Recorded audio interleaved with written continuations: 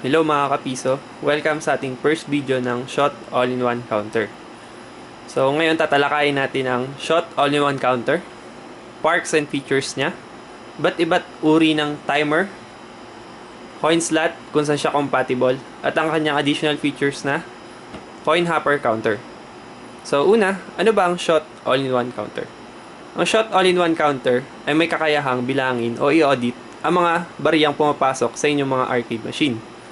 Meron itong power saving memory kung saan nire-record niya ang kanyang last count, at kapag pinatay niyo ang inyong mga makina at binuksan muli, ibabalik niya lang ang kanyang huling bilang. So maganda ito sa mga daily inventory, weekly or monthly inventory kung saan malalaman niyo agad ang inyong kita. Hindi niyo na kailangan bilangin pa mano-mano ang inyong mga barya. So punta tayo sa parts and features ng ating Shot All-in-One Counter. So sa taas, makita natin ang 4 digits display kung saan kaya niyang bilangin hanggang 9,999. 3 input pins sa lower part. Unang pins ay para sa power. Pangalawa, para sa piso pins. Pangatlo ay para sa 5 piso pins. Diyan natin kinoconnect ang ating mga coin slot. Sa gilid naman po, makita natin ang internal reset button. Purpose po nito, reset para maulit ang count ng ating module. Pangalawa ay ang external reset.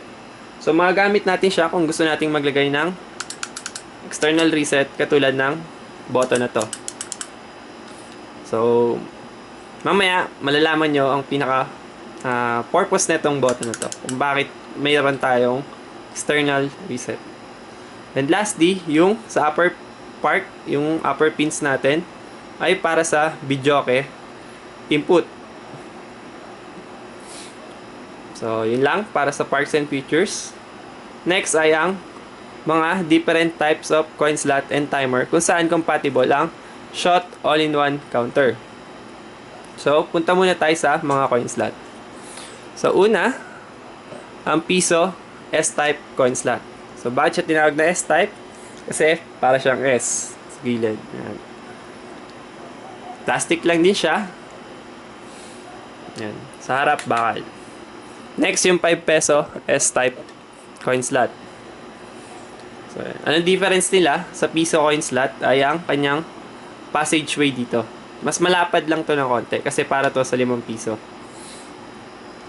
Next, kung saan compatible si Shot All-in-One Counter ay ang universal coin slot.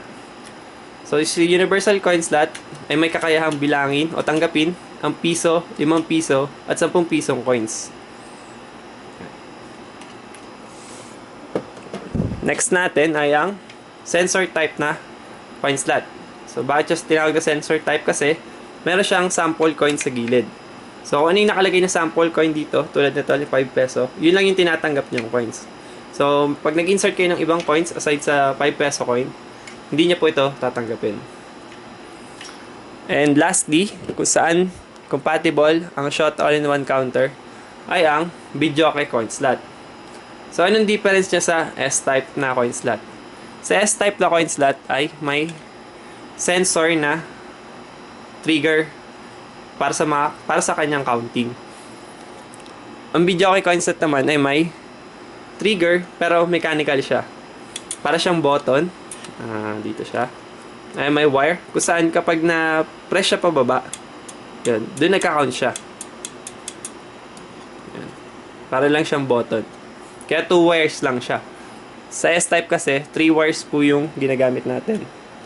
And kuryente po yung dumadaan dyan. Dito, signal lang.